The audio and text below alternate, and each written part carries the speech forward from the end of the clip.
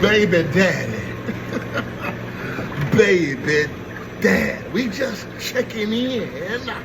Baby daddy, checking in on you, trying to see how things going on your side. We ain't had no conversation in a while. I've been wanting to have another we're gonna keep on ushering you on into redemption, getting you to where you gotta be.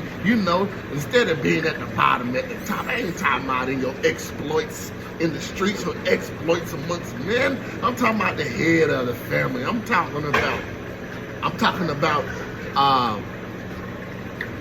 representing your family. I'm talking about representing a nation.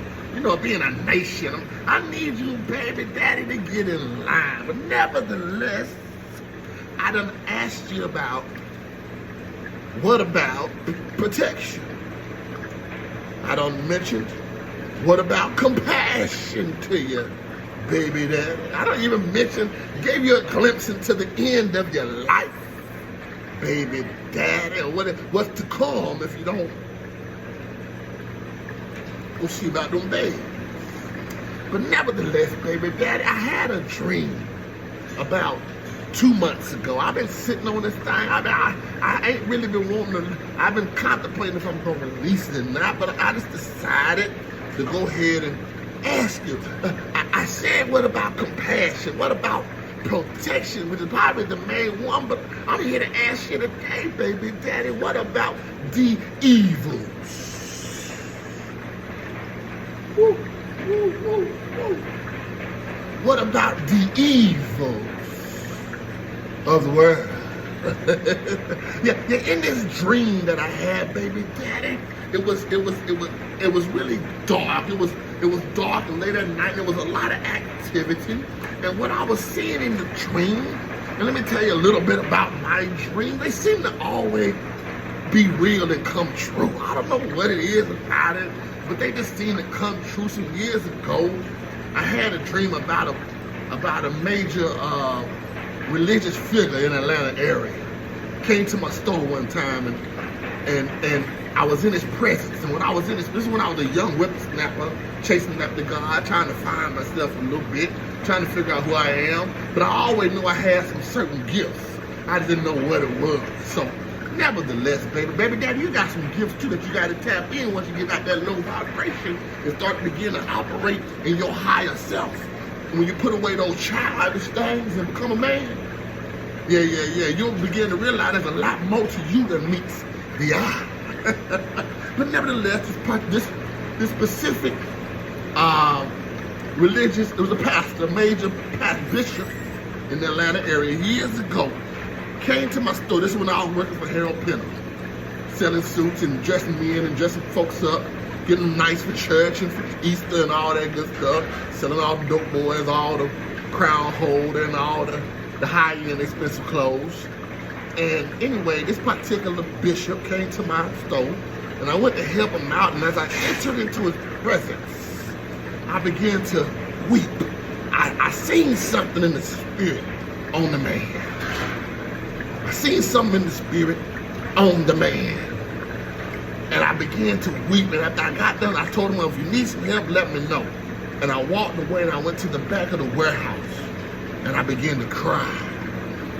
And the reason why I cried was because I knew what I had saw, I knew what I felt, and I knew who this man was to the people. And what I saw was contrary, and I knew it would definitely be devastating when it comes to winning souls at the time. And so I went to the back of my store and I cried a little bit, and when I got off work, I told at the time my kid's mother what I saw.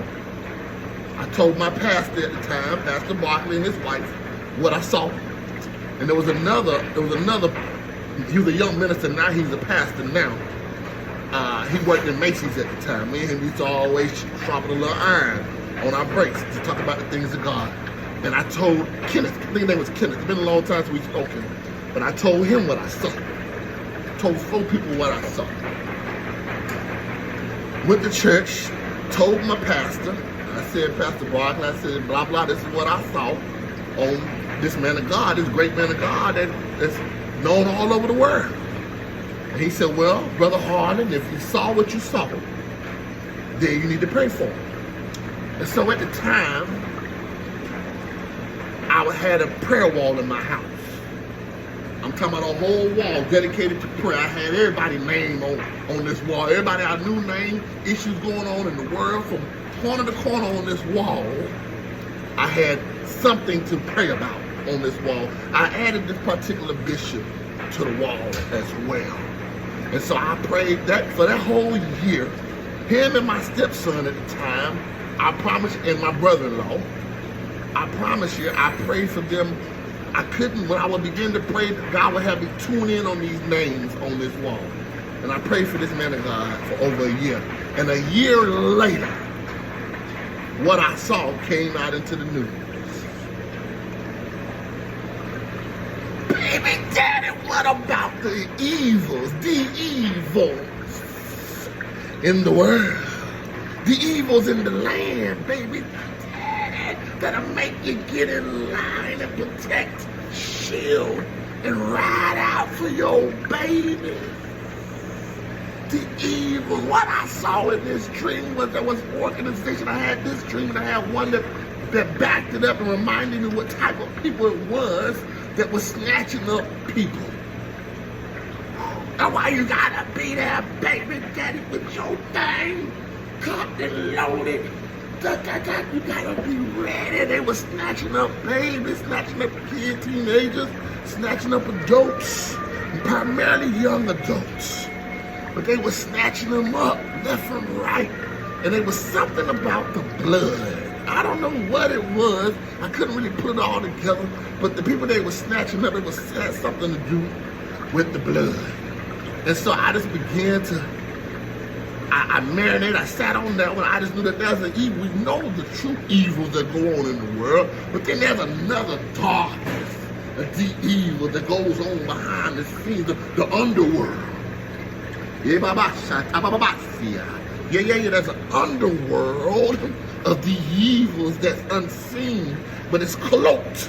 In a later dream that I had that verified and reminding me of the organization, some of the organizations are cloaked in church, cloaked in religion, cloaked in certain organizations that they call themselves behind the scenes. There's some body snatching going on. Yeah, there's some body snatching going on, baby daddy. Yeah. That's why, what about the evils of the world, baby? That's why you gotta be there, man. I'm just checking in. I'm just checking your temperature on today, because it's been a minute since we had a talk. God been having us on this unconditional love journey. And so we just been focusing on that, but I can't get you out of my mind, because I know the power that when you decide to step into your position, when you decide to come to yourself, I know the power that comes with a boy transforming into a man and taking his rightful position as the head, taking his rightful position as the head of his family, his position in the community, his position in the nation, his position in society. And I know that the shift, the earthquake, the thunder that it calls when you decide to change your allegiance, when you decide to change your mind. What about the evils? What about the evils, baby daddy?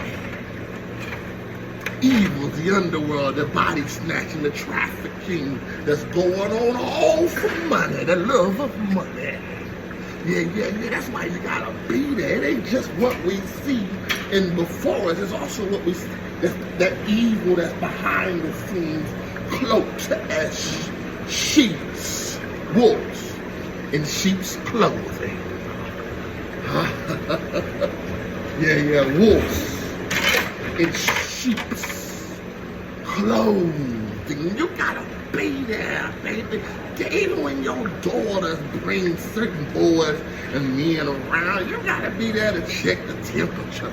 You gotta be there to size them up, because a man knows what type of man is before him in his presence, even though the women sometimes be mesmerized and be infatuated for whatever reasons it be. They miss a lot of things that matter. They miss a whole lot of red flags, but a man knows what type of man is in front of him when they're in his presence. And baby daddy, you gotta be there to stop some of the evils, because a lot of the evils come close to as boyfriend, huh? yeah, they call them as suitors.